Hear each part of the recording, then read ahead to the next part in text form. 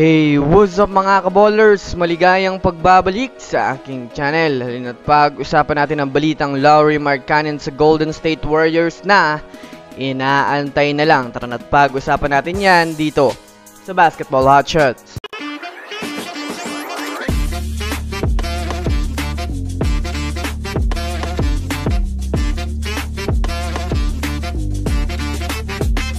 Una nga muna tayong dumako mga kaballers sa binantaan nga daw ni Luka Doncic ang Boston Celtics next season. Well, alam naman nga po natin mga kaballers na tinalo ang Mavericks sa kanilang naging NBA Finals. Yes mga kaballers, hindi nga po pinaporma ng Celtics ang Dallas Mavericks. Kaya naman mga kaballers na ibaon nga po ang Mavericks sa 4-1 na siya namang ikinalungkot ng mga Mavericks fans.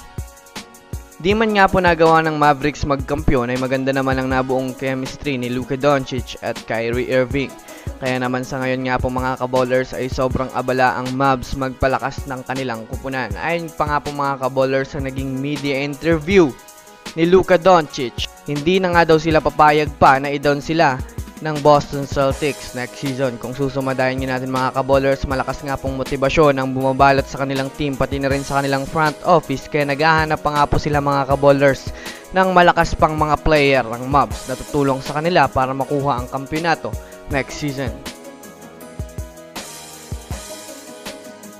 Samantala, dumako naman tayo mga kaballers sa balitang update patungkol sa trade ng Warriors para kay Lauri Markkanen.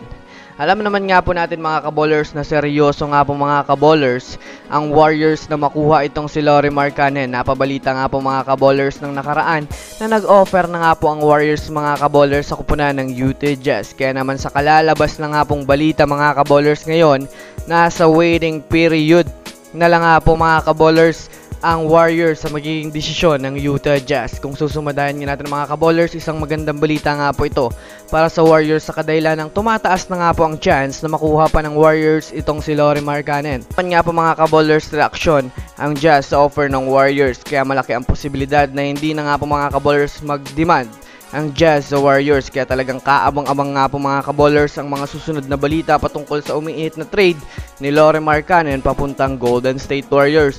So that's it for today's video. Mga kaballers, yan lang ang ating pag-uusapan sa ngayon. Pindutin na ang subscribe and hit nyo na rin ang notification bell para sa mga susunod na updates sa mundo ng basketball. Again, this is Basketball Hotshots. Thanks for watching.